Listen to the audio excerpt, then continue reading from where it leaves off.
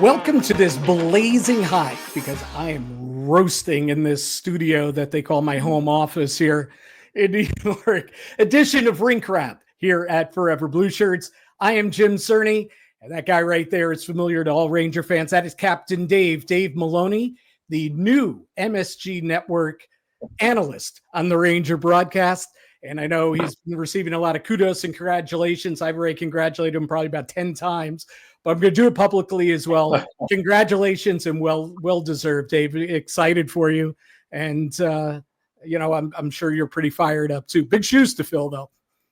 Yeah, there's no question. There's a couple of things, Jim. Thank you very much for the acknowledgement. And, I get a little, I'm not sure I've ever deserved anything.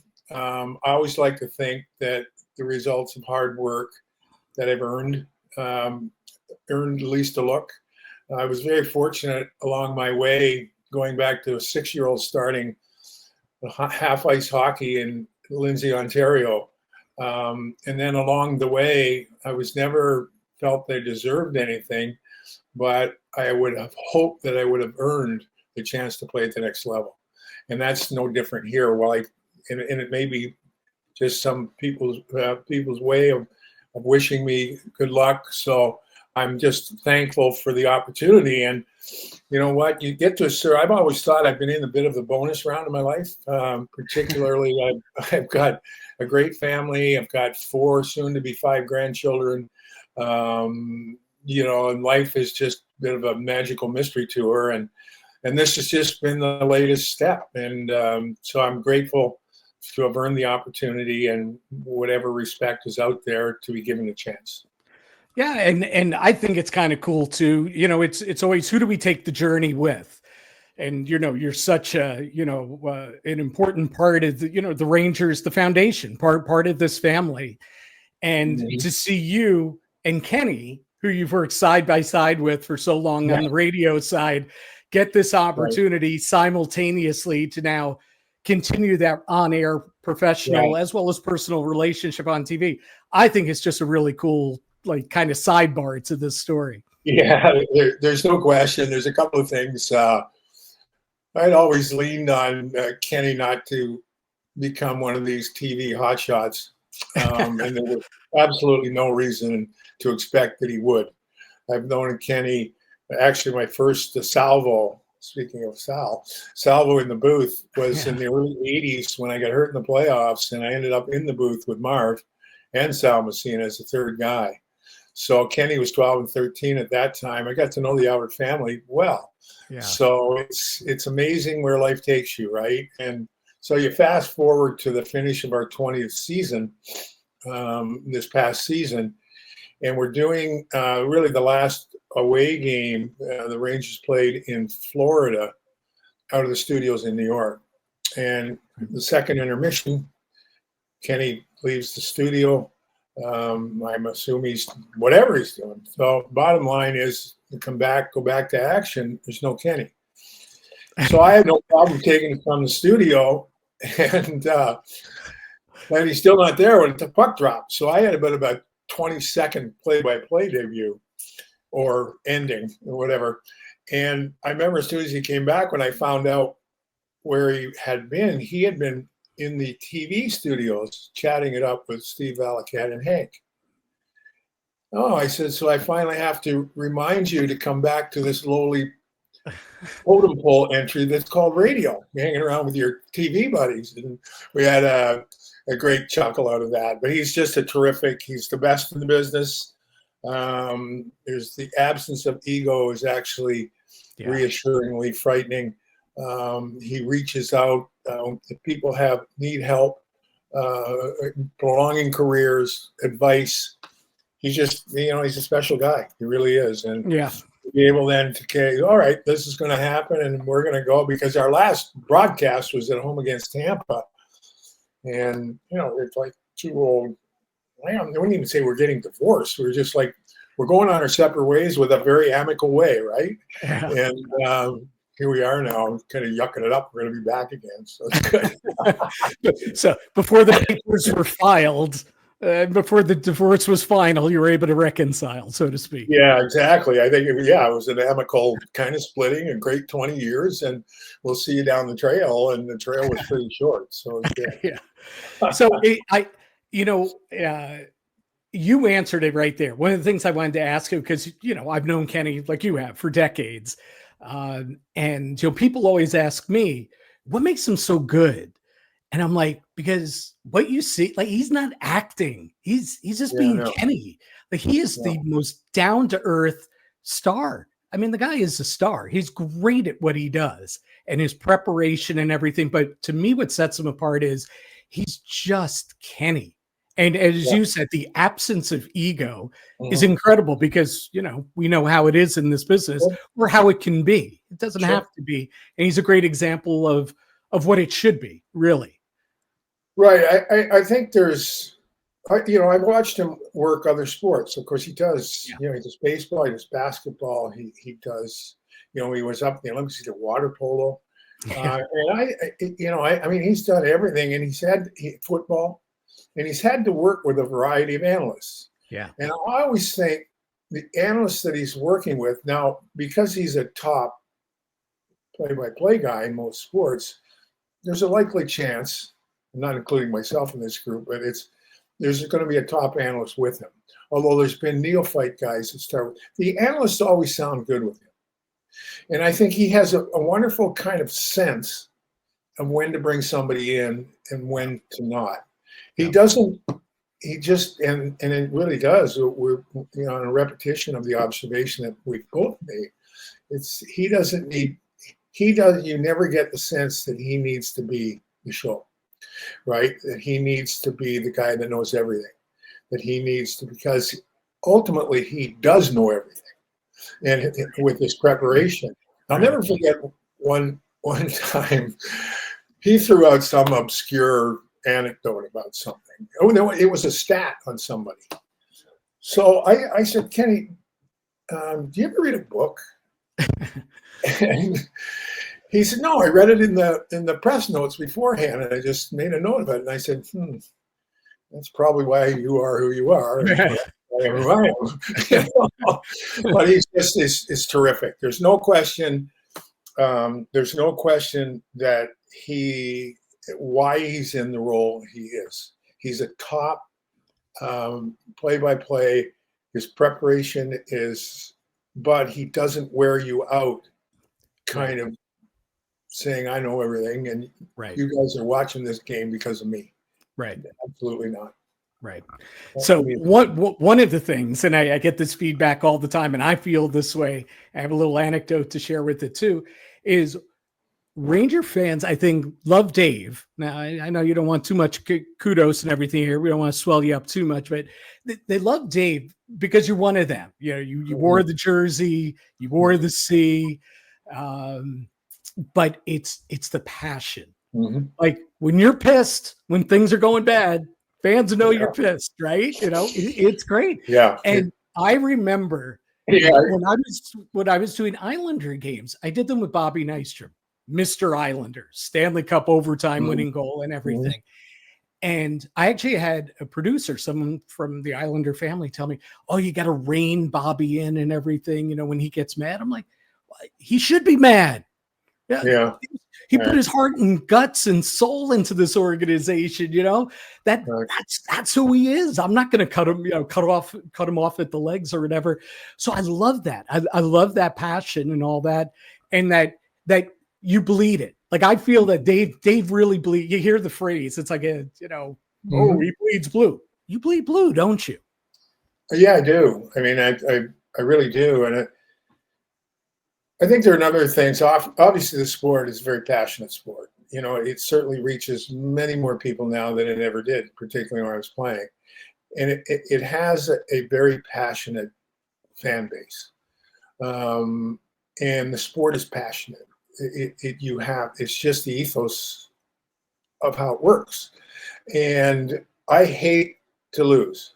I hated to lose when I was younger. As a matter of fact, there were a lot of times I didn't lose, and I think that passion for compete and being good and being identity. I also think those of us, as I mentioned yesterday when I was talking to some of the media, we all have innate biases. We have, it could be sports biases. It could be academic, professional, whatever. I think kids, our families, our wives, we're biased to those things that are closest to us. For being passionate about the Rangers, as I am, and that's just the way it is. Now, what I hope to do is to continue to present it in a way, and the one thing I've learned across the way is present it in a way that it's not personal. When I'm watching our team, I'm the tribal caller. That's what I think. We are the guys in the old Indian villages that protect our tribe. Are we critical of the tribe at sometimes? Certainly, because it becomes a reflection on us, or we take it as a reflection. I often get the comment prior to a game, well, have a good game. I said, let me tell you something. My game will be better if the Rangers are better. Let me tell you. If they're better, my my call will be great. Right. But, then I guess when it's not so good, the magic is to keep it on the up and up. Right. So, and also, as I mentioned too, I respect the game so much at that level. And I think sometimes what gets lost, and I'm particularly disappointed in the guys and gals who played the game and all they see are the mistakes. That's all they see. And don't recognize, hey, the game is really hard. It's really hard. And you know what? There are 32 teams and only one wins. And the opponent too, the other opponent is allowed to make a play, and so there are all kinds of things that take the factor in. But honestly, Jim, I will take, I take great pride in being around one of the original 6 franchises for this long and still be in a position that they say, okay, we're going to tap this old guy on the shoulder and you're going to continue to be a tribal caller. So it's awesome. That's awesome. So this team now is Chris Drury. It's really, we've talked about it before a couple months ago when you were on the show, how, the shifting of the roster and, different type team. And the one thing you can argue, and we've discussed this, Chris maybe, how he handled some of the moves early on, obviously ruffled feathers and it was a problem, but he identified early on that, this isn't going to be the team. I got to do something here. So he's been chipping away at it. So it's a big wind up here to this off season. And there have been several key moves, and I know that nothing's ever done in a vacuum. Right. They all interlock together. But do you think one of Mike Sullivan being hired as coach, Gavrikov coming in as a free agent, moving out Kreider and Miller, is one of those the big move of the offseason, the one that's going to impact this team the most come next season? Or is it impossible to say because they're, as I said, they're all interwoven together? Well, they certainly are, Jim. I mean, you've been around the game long enough and dealt with franchises. And the one move that I think, I really think what gets lost, again, we mentioned how hard it is. And it's even harder to win in New York. And it's just, sometimes it's just the fundamentals of getting from point A to point B. Like getting to the airport, living where you live relative to practice rink. Right. Can your team get together for lunch? A lot of the fundamental things are hard in the city. I think, let alone Mike Sullivan's maturation after being an assistant coach here, and to go on and to coach 2 Stanley Cup winners and elite players. I think it's beneficial that he and David Quinn have been in the market. They kind of get now. There's no kind of learning period. Okay, how do I get from Westchester to the rink on game day? Right. Where am I going to live? Where? Okay, can the the PR staff can they help me find it? I know there are people. I just think that's a first step in the right direction. So the hiring of Mike and David, now Joe Sacco is a newbie. But he has 2 Bostonians. I'm not sure where we're heading with 3 Bostonians behind the bench. But that's a subject for a further debate. But I do think that, and not only that, the coaching elite players, and Sidney Crosby will go down as today players in the history of the game. Then you throw Malkin into the mix, you throw Letang into the mix. And I just think that experience, when we look back on last season, there was just a little bit of a vacuum when it came to leadership, particularly when things went wrong in December. So between the experience of Quinn and Sullivan and a rearranging of the core, I think it's a step that had to be taken.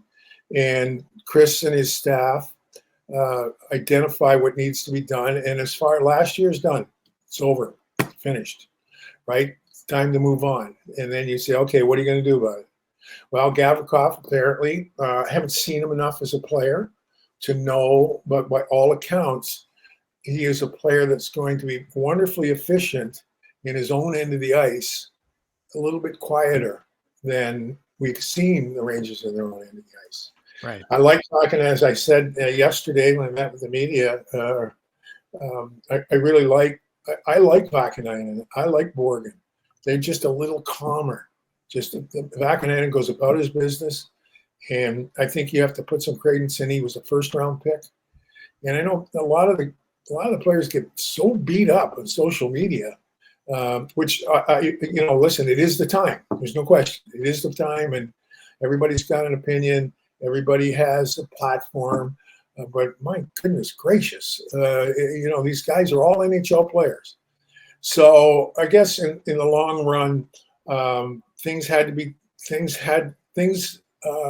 needed to be identified, in my observation, have been identified with what you have to play with. I think Chris has to be given credit for moving contracts without holding on to money. Right. I think I just think that it's a fresh start. I like what's happened in the off season, and it's always good because, you've been around too. You go to development camp, you go, oh my goodness, these kids are great. Yeah. And then training camp starts, right? And the veterans haven't really geared it up, and you still have everything looks great until the puck drops on opening night. You go, yeah. Oh, there are 31 other teams trying to do the same thing. Yeah. They probably all feel the same way. So I just think that, and I had a great conversation with both David and Mike at one of the development days, and they were terrific guys when they were here. And I'm looking forward to them being the same terrific. And nothing against the guys who were, it's not a judgment on who Peter was. It's not a judgment on who Gerard Gallant was. It is. We move on, and I like what I've seen so far. So, a fascinating part of this, and you touched on, the positives of bringing David Quinn back, but is the fact that David Quinn is coming back. He was head coach here. Chris Drury's basically his first move as GM was to fire David Quinn as coach. And now he's back as an assistant under Sully. And, to me, it's a fantastic, you talk about sidebar stories. That's a fantastic sidebar story for Drury, it's basically to say, hey, Sully, it's your staff. If he's your guy, he's our guy. And for David Quinn to say, well, this is a good opportunity. I'm going to stay out. I'm going to go back. I really think it's a fascinating subplot to this upcoming season and the success that this team could have.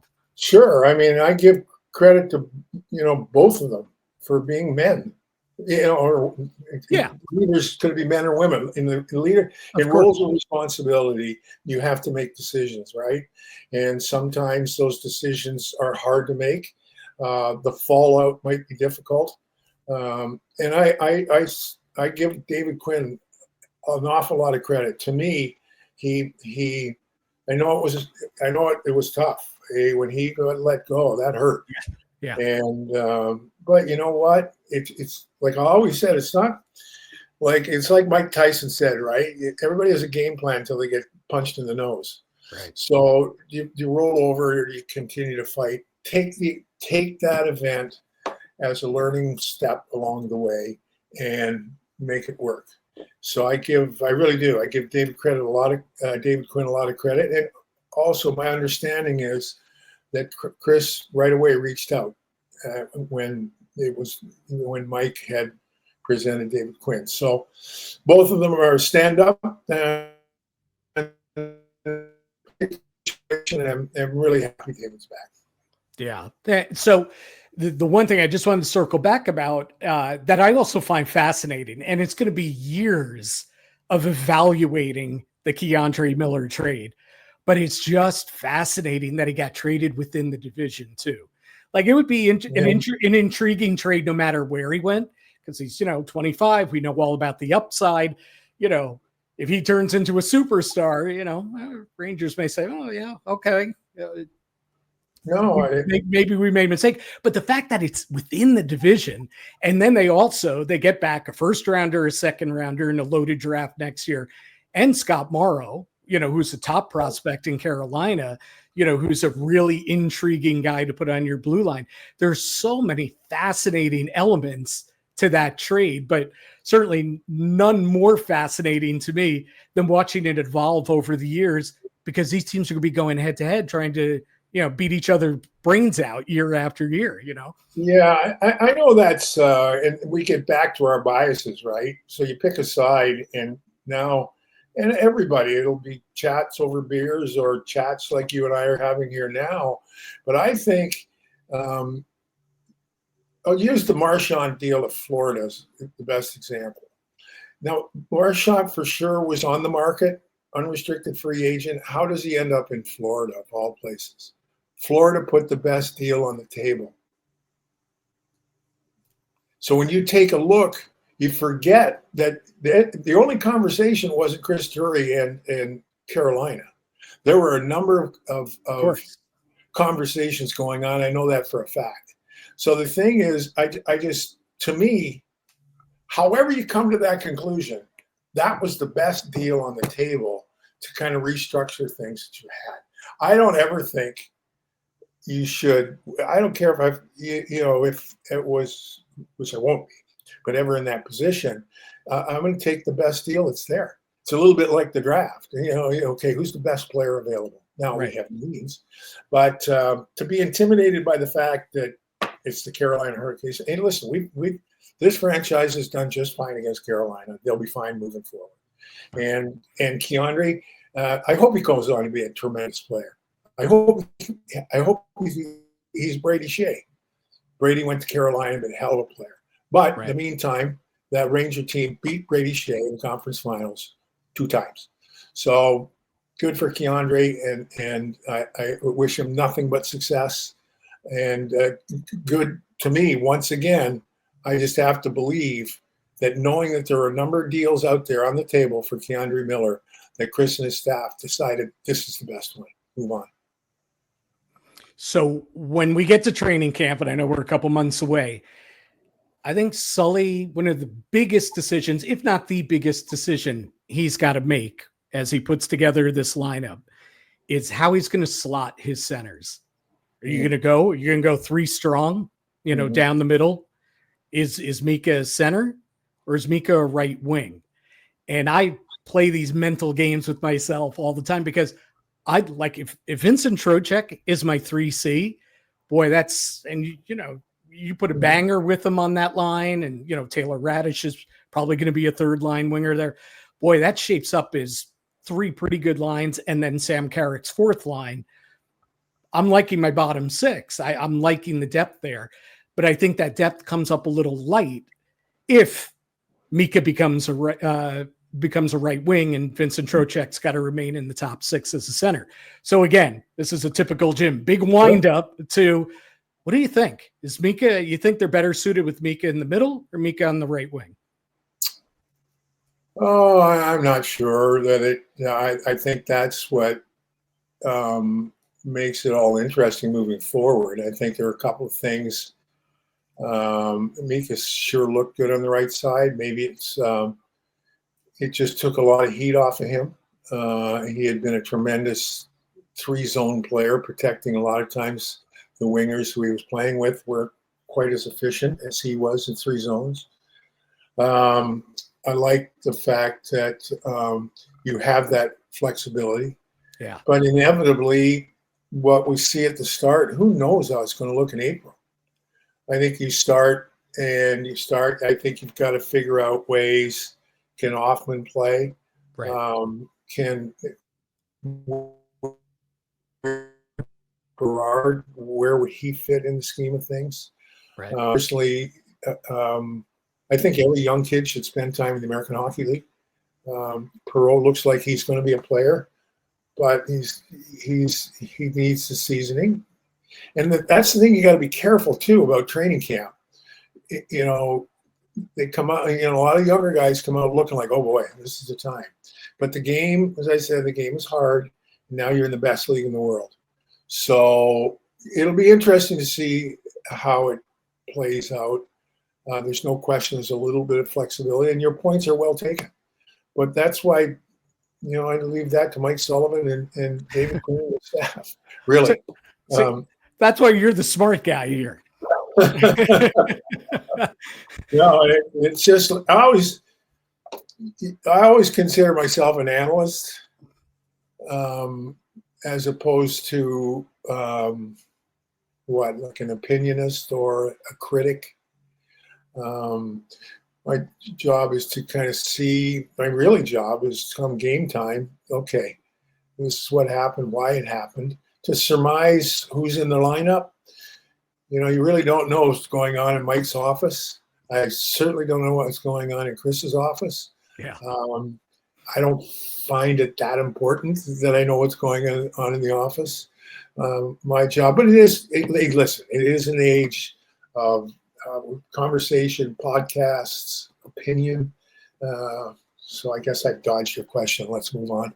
You are, I got to tell you, you are the slickest. Listen, I saw enough of your career to know that, you had some good moves, but you didn't have moves like that then. No, it's amazing how much smarter you are at 68 and 69 than was it 21 or 22. So listen, hey, I'll hit you up with the layup here as we round up, and we really appreciate your time today, Dave. July 24th, over at Terry Connors Ice Rink in Stamford, we have the third annual Shoulder Check Showcase taking place. I know something that's very near and dear to your heart, something that you've been a part of since day one, and a whole bunch of members of the Rangers family will be taking part in that as well. Walk the fans through what Shoulder Check is about and what they can expect on July 24th, and kind of a layup for you. No opinion needed here. Well, listen, I've been quite involved in a really unique movement. And that's how I can say it is. It's something wonderful that has been created and a spirit that's been generated out of tragedy. Hayden Thorson was an up-and-coming Connecticut goaltender, opted to take his life as a teenager. And his family has taken the initiative to raise awareness to teenage suicides and issues that were probably even heightened during COVID and since COVID. Heightened also with, which in truth, though, social media can be a wonderfully enlightening experience, but it can be accessible also. And for a child to kind of disseminate the difference is difficult, especially those vulnerable adolescent ages. So really what Shoulder Check does is encourages people to reach out. And one of the symbolic gestures is we ask the people that attend in the opening ceremony is put your hand in the shoulder of the person next to you. Because you never know who that someone is that might need help. And just an acknowledgement, right? So in a day of I've really found it fascinating from day one, because when people hear the story and take the initiative to, in this day of such contentious behavior in a lot of places, reach out, become a community. So the night of the 24th, I'm hoping that it, from a competitive standpoint, with the great Chris Kreider and Trevor Zegras are the Yeah. NHL guys, and both of them have been moved in the offseason. And I will say that Chris Kreider is one of the ultimate Rangers, and I hope he goes to Anaheim and is Chris. I hope he knocks the cover off the ball, changes scenery.